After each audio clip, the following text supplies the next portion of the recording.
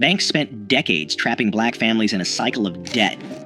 Yet in the 1960s, thousands of black men paid for every car, home, and appliance with cash, shutting the door on creditors entirely. Their secret was a code passed down through generations, forged in the shadow of sharecropping and redlining. Why did this proud discipline flourish precisely where American banking wanted it gone, and what did it cost to keep? The roots of resistance run deeper than you think. Sharecropping defined the economic reality for countless black families after the Civil War. On paper, it offered a chance at independence, but in practice, it chained generations to land they could never own. Landowners set prices for seed and tools, kept the only ledgers, and charged interest so steep that a good harvest meant little. At the end of each season, families learned they owed more than they had earned. Debts piled up year after year with no escape. The law backed the landlords, and violence enforced the rules. For many, freedom meant trading one master for another. This time, the master was debt. Decades later, federal policy drew new boundaries. In the 1930s, the Homeowners Loan Corporation created maps that colored black neighborhoods in red, labeling them too risky for investment. Banks followed the lines. Mortgages, business loans, and even basic checking accounts were denied to anyone living inside the red zones. The GI Bill, celebrated for building the white middle class, offered little to black veterans. Only 2 out of more than 3,000 VA-backed home loans in Mississippi in 1947 went to black applicants. In cities across America, home ownership became a distant dream. By 1960, just 38% of black families owned their homes, compared to 64% of white families. The price of a loan, if one could be found, often came with higher rates, more fees, and the constant threat of repossession. These policies did more than block access to credit. They taught that borrowing from banks could mean losing everything. Wages could be garnished for a missed payment. A single late bill could bring public shame or eviction. Families learned to distrust official promises and to see debt as a danger, not a tool. The lesson passed from parent to child. When you owe, you are not free. Cash became the shield. Every dollar seed was a step away from the trap. In the shadow of these systems, a code of self-reliance grew, not out of myth, but out of necessity. The discipline to avoid debt was not just pride, it was protection against a world built to profit from black hardship. A father stands at the counter, bills stacked in his hand, eyes steady as the salesman counts every dollar. No loan paperwork, no interest rates, just the slow, deliberate handoff of hard-earned cash. In kitchens across the country, this scene played out for refrigerators, washing machines, even used cars, anything big enough to threaten the family's security if it came with a monthly bill. The ritual was the same, months, sometimes years, of saving, each payday bringing the goal closer. The cash might be hidden in a coffee can, tucked behind flour in the pantry, or slipped beneath a loose floorboard. On the day of the purchase, children watched as fathers smoothed out creased bills that had passed through too many hands to count. Each dollar carried the weight of sacrifice, a skipped treat, an extra shift, a winter coat handed down one more season. Ownership meant more than pride. It meant safety. A car paid in full could not be repossessed after a missed payment. A refrigerator bought outright kept food cold, no matter what happened at work. The family's roof stayed over their heads because there was no mortgage for a bank to call in. The lesson was clear. If you could not pay cash, you waited. Debt was not just a number. It was a risk, a lever someone else could pull to take away what you had built. Stories passed down in living rooms and on front porches told of neighbors who lost everything over a single missed payment. The warning was woven into every decision. Don't owe nobody. Fathers taught sons to count their bills twice, to demand a receipt, to walk away from any deal that required a signature promising money not yet earned. Even the smallest purchases came with a sense of ceremony. The act of paying in cash was a declaration no bank, no landlord, no creditor could claim a piece of what was yours. The discipline ran deep. No matter how tempting the new model or the salesman's pitch, the answer stayed the same: cash on the barrel or nothing at all. This was not stubbornness for its own sake. It was protection, passed down from men who had seen what happened when debt crept in. The pride in ownership was quiet, but fierce. Each paid-off possession was proof that freedom could be claimed, $1 at a time. Every household had its own system, but the kitchen drawer was sacred. Inside, envelopes lined up like soldiers, each one marked in careful handwriting: rent, groceries, light bill, church, a little for savings. On payday, mothers sat at the table with stacks of cash, counting out each dollar by hand. No calculators, no bank statements, just memory and discipline. The ritual never changed. She would break the bills, fold them once, and slip them into their envelopes. If the grocery envelope ran low, meals got simpler. If the rent envelope was full, a sigh of relief might escape, but never a celebration. Money for treats or new shoes waited until every envelope had what it needed. Children learned early not to touch those envelopes. The lesson was clear: each dollar had a job, and every job had to get done before anyone could think about extras.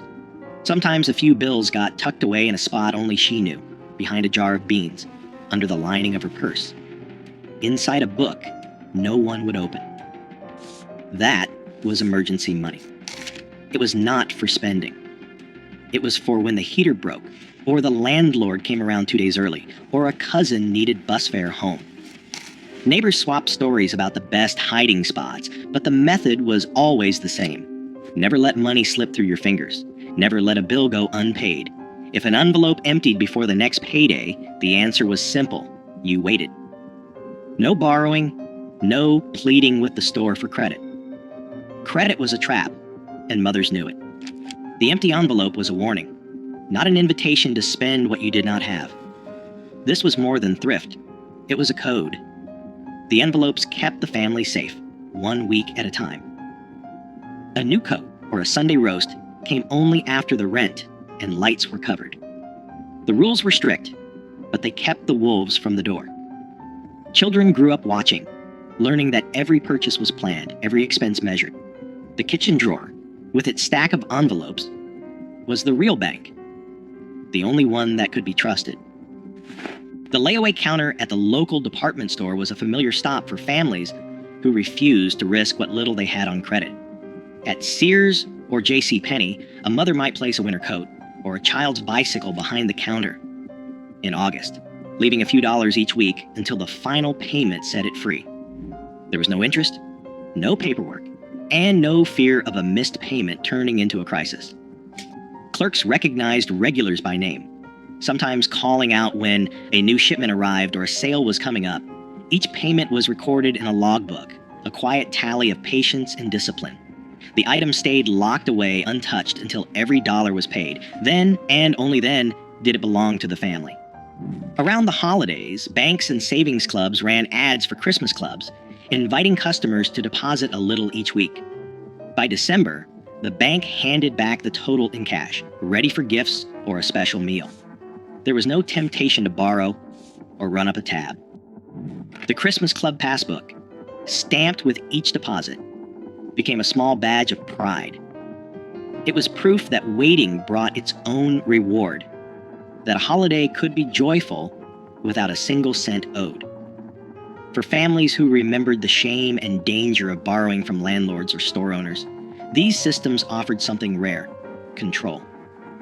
Layaway and savings clubs worked because they fit the rhythm of working life, the steady grind of paydays, the slow build toward a goal. There was comfort in knowing that the new dress or the toy train would come home only when it was truly paid for. Children learned the lesson early. Good things were worth waiting for, and nothing was more satisfying than carrying home a package that belonged to you outright.